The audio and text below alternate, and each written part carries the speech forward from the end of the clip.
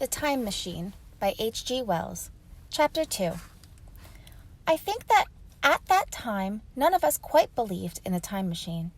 The fact is, the time traveler was one of those men who are too clever to be believed.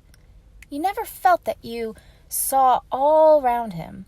You always suspected some subtle reserve, some ingenuity in ambush behind his lucid frankness. Had Philby shown the model and explained the matter in the time traveler's words, we should have shown him far less skepticism. For we should have perceived his motives. A pork butcher could understand Philby, but the time traveler had more than a touch of whim among his elements, and we distrusted him. Things that would have made the frame of a less clever man seemed tricks in his hands. It is a mistake to do things too easily. The serious people who took him seriously never quite felt sure of his deportment. They were somehow aware that trusting their reputations for judgment with him was like furnishing a nursery with eggshell china. So I don't think any of us said very much about time traveling in the interval between that Thursday and the next, though its odd potentialities ran, no doubt, in most of our minds. Its plausibility, that is, its practical incredibleness, the curious possibilities of anachronism and of utter confusion it suggested. For my own part, I was particularly preoccupied with the trick of the model. That I remember discussing with the medical man, whom I met on Friday at the Linnaean. He said he had seen a similar thing at Tübingen and laid considerable stress on the blowing out of the candle. But how the trick was done, he could not explain. The next Thursday, I went again to Richmond. I suppose I was one of the time traveler's most constant guests, and, arriving late, found 4 or 5 men already assembled in his drawing room. The medical man was standing before the fire with a sheet of paper in one hand and his watch in the other. I looked round for the time traveler, and, "It's 7:30 now," said the medical man. "I suppose we'd better have dinner?" "Where's," said I, naming our host.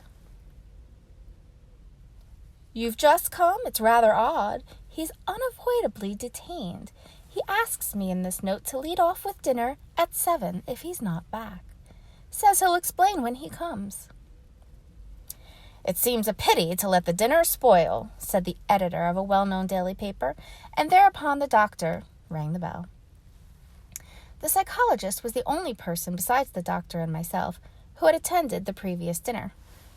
The other men were blank. The editor aforementioned, a certain journalist, and another, a quiet, shy man with a beard, whom I didn't know, and who, as far as my observation went, never opened his mouth all evening. There was some speculation at the dinner table about the time traveler's absence, and I suggested time traveling in a half-jocular spirit. The editor wanted that explained to him, and the psychologist volunteered a wooden account of the ingenious paradox and trick we had witnessed that week. He was in the midst of his exposition when the door from the corridor opened slowly and without noise. I was facing the door and saw it first. "Hello," I said, "at last!" And the door opened wider, and the time traveler stood before us. I gave a cry of surprise.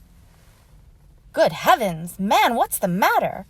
cried the medical man, who saw him next, and the whole tableful turned towards the door. He was in an amazing plight. His coat was dusty and dirty, and smeared with green down the sleeves. His hair disordered, and as it seemed to me, grayer, either with dust and dirt or because its color had actually faded. His face was ghastly pale. His chin had a brown cut on it, a cut half-healed. His expression was haggard and drawn, and by intense suffering. For a moment he hesitated in the doorway, as if he had been dazzled by the light. Then he came into the room. He walked with just such a limp as I have seen in footsore tramps. We stared at him in silence, expecting him to speak.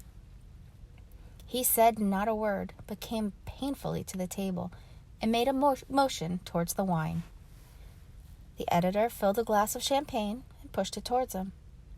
He drained it, and it seemed to do him good, for he looked around the table, and the ghost of his old smile flickered across his face.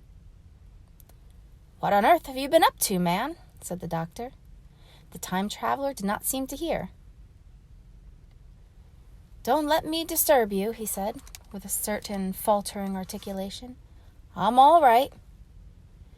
He stopped, held out his glass for more, and took it off at a draught. "Ah, that's good," he said. His eyes grew brighter, and a faint color came to his cheeks. His glance flickered over our faces with a certain dull approval, and then went round the warm and comfortable room. Then he spoke again, still as if it were feeling its way among his words. "I'm going to wash and dress, and then I'll come down and explain things. Save me some of that mutton. I'm starving for a bit of meat." He looked across at the editor, who was a rare visitor, and hoped he was all right. The editor began a question. "Tell you presently," said the time traveler. "I'm funny. Be all right in a minute." He put down his glass and walked towards the staircase door. Again I remarked his lameness and the soft padding sound of his footfall, and standing up in my place, I saw his feet as he went out. He had nothing on them but a pair of tattered, blood-stained socks. Then the door closed upon him. I had half a mind to follow, till I remembered how he detested any fuss about himself. For a minute, perhaps, my mind was wool-gathering. Then, "Remarkable behavior of an eminent scientist," I heard the editor say, thinking, after his wont, in headlines. And this brought my attention back to the bright dinner table. "What's the game?" said the journalist. "Has he been doing the amateur cadger? I don't follow." I met the eye of the psychologist and read my own interpretation in his face. I thought of the time traveler limping painfully upstairs. I don't think anyone else had noticed his lameness. The first to recover completely from this surprise was the medical man who rang the bell. The time traveler hated to have servants waiting at dinner for a hot plate. At that, the editor turned to his knife and fork with a grunt, and the silent man followed suit. The dinner was resumed. Conversation was exclamatory for a little while, with gaps of wonderment, and then the editor got fervent in his curiosity. "Does our friend eke out his modest income with a crossing? Or has he his Nebuchadnezzar phases?" he inquired. "I feel assured it's the business of the time machine."